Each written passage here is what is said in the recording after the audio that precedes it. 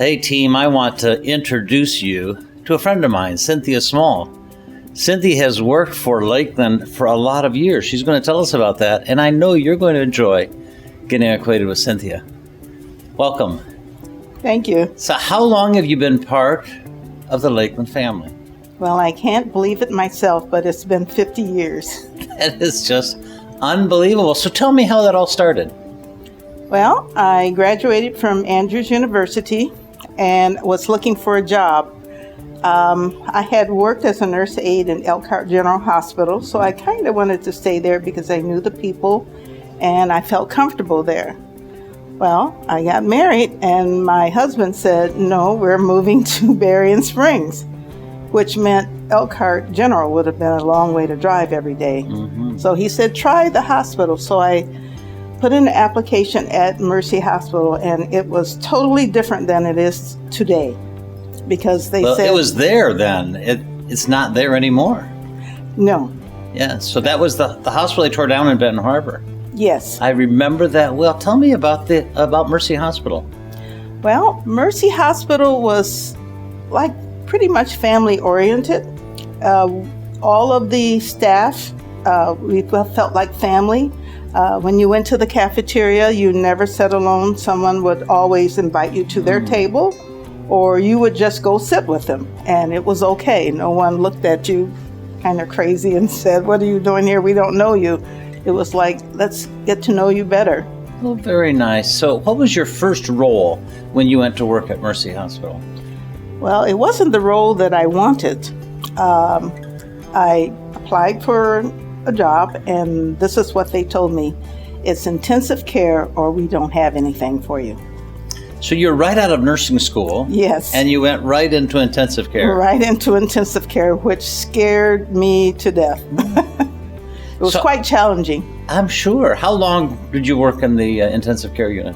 I worked there for about a little bit more than 10 years. That wasn't long before you started being in charge of some things. Yes, I became house supervisor, which the nurse trained me was Mrs. Robleski, and she showed me all of the ropes of what to do and how to do it and how to deal with patients. She was very good at it, very kind and compassionate, and that was my job. So how long between when you graduated as a new nurse, you jumped into a job in an ICU, and then became house supervisor? How long was that whole interval? It's about 10 years, or it might have been a little bit less, maybe 5 years, but I had to learn a lot. So you were pretty young as a house supervisor. I was wet behind the ears. So what do you remember about the clinical care 50 years ago? Well, it was quite different than today. We didn't have Epic. It was all paper charting. Our lab work was paper. It was just a lot of writing, but I think the care was pretty good. I think we did a good job with what we had. We didn't have a lot of technology, and so I think it was. So you were there, good. I'm pretty sure you were there when we started doing open heart surgeries at Mercy Hospital. Yes, in fact, I became I guess you would say the charge nurse or the director of the open heart surgical unit, which scared me also. Who were the first doctors you remember working with? I remember Dr. Louis. He was the open heart surgeon. And Dr. Bunker, Dr. Carter, Dr. Bailey. Oh, you're much younger than those old doctors. Oh, yes, of course. Much younger. I was just a baby when I went there, remember? So, education's important to you and your family. Yes. And healthcare is as well, I hope. What advice do you have to folks that are deciding what they want to do for a career and what they're going to do in school? Do you have any advice for the young folks? Yes, they need to always continue to learn. I think as a nurse, if you have your AD degree, it's an associate degree, you need to always learn and keep going with your education until you feel that you have obtained the goals that you want to have attained. That's good advice. So after you did your stint at Mercy, what happened next? Well, they said Mercy is closing, and we want everyone to migrate over to Memorial Hospital in St. Joe, Michigan. Mm-hmm. And so we did that a little bit by little, and I think I was one of the last ones as a supervisor of Mercy Hospital to leave and integrate over to Memorial Hospital. What did you do at Memorial? I did several things. I was basically supervisor there. Mm-hmm. I also was a nursing instructor, and so I had students there. And my role was just to make sure that staffing was adequate, that we had enough nurses to man each unit. Start IVs when the nurses couldn't do it. When the nurses were overwhelmed, I did go and help them pass medications and whatever else they wanted me to do, because I did not want them to quit because that meant I had to find more staff. Yeah.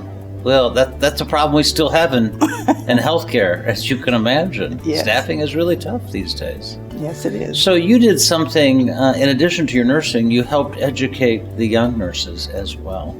Yes. That's an important role for you. Yes. Many of the nurses that work there today had to go by me. And I would have to say they're very good nurses. Some of them keep up with me and tell me what a difference I made in their lives. Oh, isn't that special? And I think that is so true. When we help educate the next generation, we leave our fingerprints all over their skills and all over their hearts, I believe. I mean, it's a really good thing to help educate our youth. So tell me a little bit about your home life, your family life. Well, when I was working at Mercy and Memorial and now Spectrum, I had 3 children. My husband and I, we moved here, and so we kind of immersed and integrated into the community. And it was kind of tough being a nurse with 3 children. They have done very well. I have one son who is a hedge fund manager in Detroit, or in the Ann Arbor area. Another one that is, she teaches Montessori school. And the other one is she teaches bodybuilding. Oh, very good. And she just now opened her own gym. Her own studio. Very nice. Yeah. So have your children blessed you with a few grandchildren? Well, I just have one, and she is now 10 years old, and she is a gem. She's been helping me with all of my technology, my TikTok, my Instagram, and my YouTube channel. She's just a delight. So you have a YouTube channel. What do you do? I do DIY crafts. I make anything and everything from Dollar Tree. I usually do the unexpected, and people are like, I can't believe you made that out of this. So it's just something fun I do in my spare time. Very good. So what are you going to do for the next 50 years of your life? That's a very interesting question. I plan to do a lot of traveling as much as I can. I've done some before. I've been to a few countries, but I want to visit the world. And I was going to do that before the pandemic hit. So when it sort of lets up, I plan to at least go to Europe and visit over there, Paris. And so is that your first destination will be a trip to Europe? I think so. I've been to Japan, and I loved it there. It's a very interesting country. And, Mexico and, a few other, but I haven't been there. My children have been. I made sure that they went, but Mama didn't go. All right. So what advice would you give the generation of youth coming up? I would say be focused, read, learn everything there is that you can learn, travel, be curious, and know God for yourself. That's very good. So, tell me a little bit about what gets you up in the morning. What puts a smile on your face every day? I love people, and I love my family. So it's family, God, people that get me up in the morning. I have lifelong friends that I've developed from my stint at Mercy Hospital and Memorial Hospital. I get calls every day from my friends and just even my neighbors. So they know that I will make friends with pretty much anyone.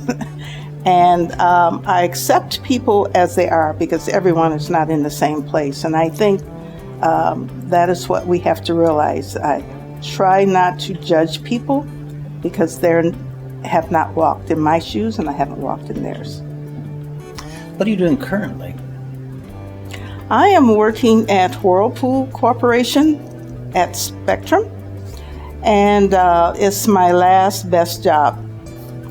And there we do a multiplicity of things. We do travel nursing. I hadn't done that before, so that was new. We do workers' comp. We see the employees who may be ill and come to work. We do contact tracing. And it's like, what haven't we done there? So you work for Spectrum Health Lakeland, but you work at Whirlpool Corporation. Yes. Is that right? How many years have you been there? Well, I never thought that I would be there as long as I have, but one of my former students came to me and said, do I have the job for you? And this is when I was leaving, retiring from This was your first Spectrum. Retirement? Yes, for my first retirement. First retirement, okay. And I said, do I look like I need another job? Is it written on my face that I need another job? And she says, oh, you'll want this one. And it was the one at Whirlpool. Well, they tell me at Whirlpool that they love you dearly, and I don't think they're going to want you to retire. I don't think so, and they are awesome people. I mean, like I tell you, it's my last best job. So I don't know how long I will be there, but a little bit longer. Well, I really appreciate, Cynthia, you meeting with me today, and I really appreciate you getting acquainted with the rest of our team. I know they're going to love getting acquainted with you. Thank you for serving Lakeland, for serving our community, for serving our patients for 50 years. What an honor it is to interview, and what an honor it has been to have you part of our team. Thanks so very much. Oh, thank you.